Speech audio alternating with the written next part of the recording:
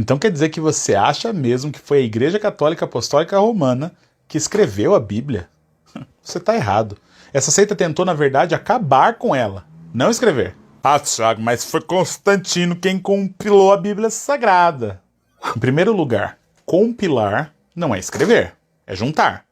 Em segundo lugar, Constantino não teve nada a ver com a compilação do cânon bíblico.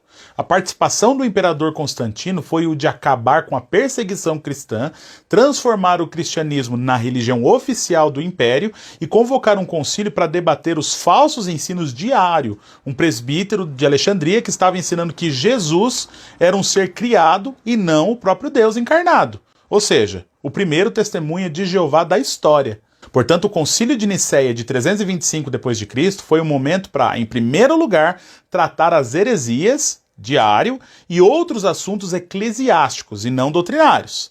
Em nenhum momento foi aberto para tratar o cânon do Novo Testamento. E sabe por quê? Porque o Novo Testamento já era aceito por praticamente todos os cristãos há muitos anos.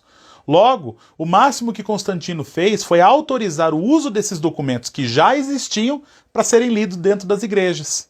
Mary Tenney, em seu livro O Novo Testamento, Sua Origem e Análise, belíssimamente apresenta os resultados da sua pesquisa que contribuem com os argumentos que eu estou defendendo aqui nesse vídeo.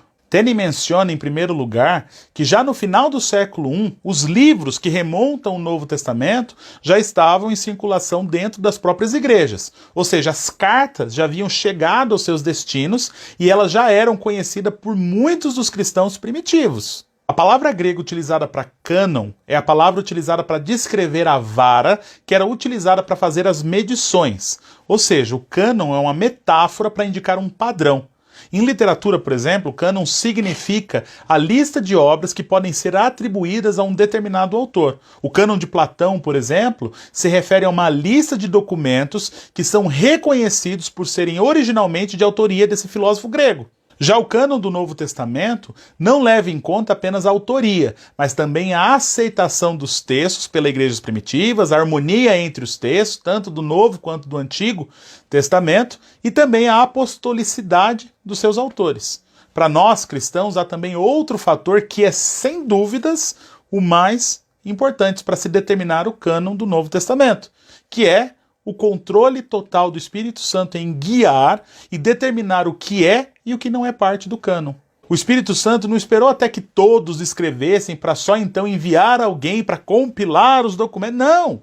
Os próprios textos já foram inspirados de forma a se encaixar ao próprio cânon, sendo assim útil para repreensão, correção e educação na justiça, como diz Paulo. Se não bastasse isso, outra prova de que a Igreja Católica Apostólica Romana não tem nada a ver com a compilação, edição, escrituração ou qualquer outra responsabilidade com a origem da Bíblia Sagrada são os próprios testemunhos internos e externos que colaboram com a evidência de que o Novo Testamento é uma obra de Deus e não de uma seita como essa romana. O testemunho interno tem a ver com a autoridade com que os escritores do Novo Testamento escrevem. Eles citam, por exemplo, passagens do Antigo Testamento com a mesma autoridade de inspiração que eles colocam nos seus próprios escritos. Paulo, por exemplo, diz o seguinte em Gálatas 1:1. Paulo, apóstolo, não da parte de homens, nem por intermédio de homem algum, mas por Jesus Cristo e por Deus Pai, que o ressuscitou dentre os mortos. Paulo não foi enviado por uma igreja ou por homens. Paulo foi enviado pelo próprio Jesus Cristo. Veja o que ele diz nos versos 11 e 12. Faço-vos, porém, saber, irmãos, que o evangelho por mim anunciado não é segundo o homem, porque eu não o recebi, nem o aprendi de homem algum, mas mediante revelação de Jesus Cristo. Você não acha suficiente ainda? Paulo também escreve à igreja de Tessalônica dizendo: outra razão ainda temos nós para incessantemente dar graças a Deus, é que tendo vós recebido a palavra que de nós ouvistes, que é de Deus, acolhestes não como palavra de homens, e sim como em verdade é a palavra de Deus, a qual, com efeito, está operando eficazmente em vós, os que credes. Então não. Nem a sua igreja, nem Constantino, nem concílio nenhum, nem ninguém, além do Espírito Santo, é responsável pela compilação do Novo Testamento. Então para de inventar moda e vá estudar para você não acreditar numa mentira religiosa como essa por aí. Uai, seu app de vídeos curtos.